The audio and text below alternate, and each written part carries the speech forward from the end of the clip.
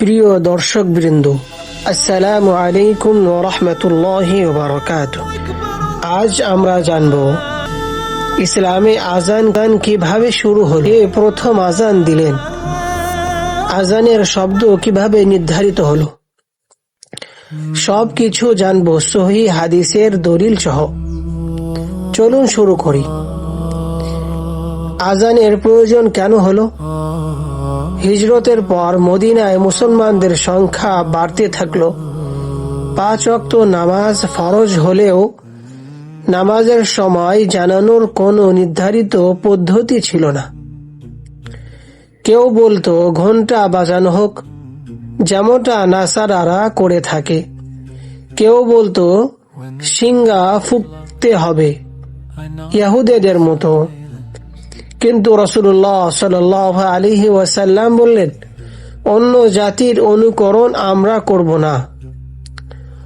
তখন সবাই চিন্তায় পড়ে গেলেন, নামাজের জন্য ডাক দেওয়া হবে কিভাবে? আব্দুল্লাহ ইবনে যায়েদ রাদিয়াল্লাহু তাআলা আনহু এর স্বপ্ন। এক রাতে সাহাবী আব্দুল্লাহ ইবনে যায়েদ রাদিয়াল্লাহু তাআলা আনহু এক আশ্চর্য স্বপ্ন দেখলেন। স্বপ্নে দেখলেন এক ব্যক্তি হাতে ঘন্টা নিয়ে আছেন। তিনি বললেন, এটা কি বিক্রি করবেন? লোকটি বলল, তুমি এটা দিয়ে কি করবে?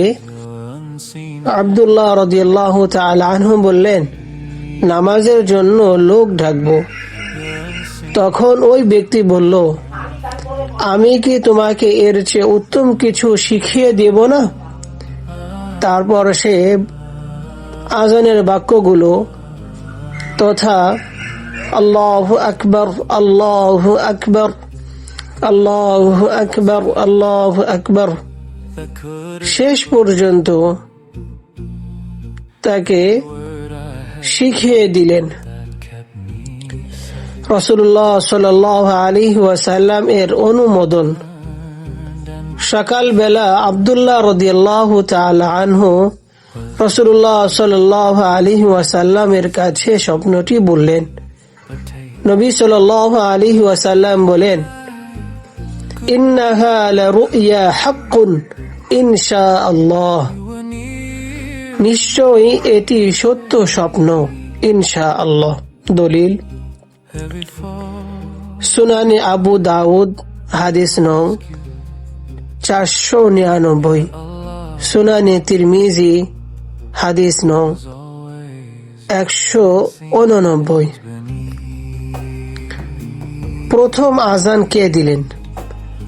রাসূলুল্লাহ সাল্লাল্লাহু আলাইহি ওয়াসাল্লাম বললেন, এই বাক্যগুলো বিলালকে শিখিয়ে দাও, কারণ তার কণ্ঠস্বর তোমার চেয়ে বেশি উচ্চ।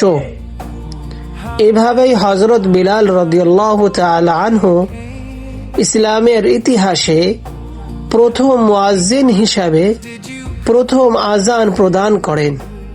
দলিল সুনানে আবু দাউদ 499 হাদিস নং। উমর রাদিয়াল্লাহু তাআলা আনহু এর ঘটনা। এই ঘটনার পর হযরত উমর রাদিয়াল্লাহু তাআলা আনহু দৌড়ে এসে বললেন, ইয়া রাসূলুল্লাহ, আমি ঠিক এই শব্দগুলোই স্বপ্নে দেখিয়াছি। নবী সাল্লাল্লাহু আলাইহি ওয়াসাল্লাম বললেন, ফালিল্লাহিল হামদু, সব প্রশংসা আল্লাহর জন্য। দলিল সুনানে তিরমিজি 189। প্রিয় দর্শকবৃন্দ, আজান শুধু নামাজের ডাক নয়, এটা তাওহীদের ঘোষণা, এটা ইসলামের পরিচয়, এটা আল্লাহর শ্রেষ্ঠত্বের ঘোষণা। আজান শোনার সময় আমরা যেন মনোযোগ দিয়ে শুনি, মুয়াজ্জিনের কথার জবাব দেই, দোয়া করি, আল্লাহ আমাদের আমল করা তৌফিক দান করেন। আমিন।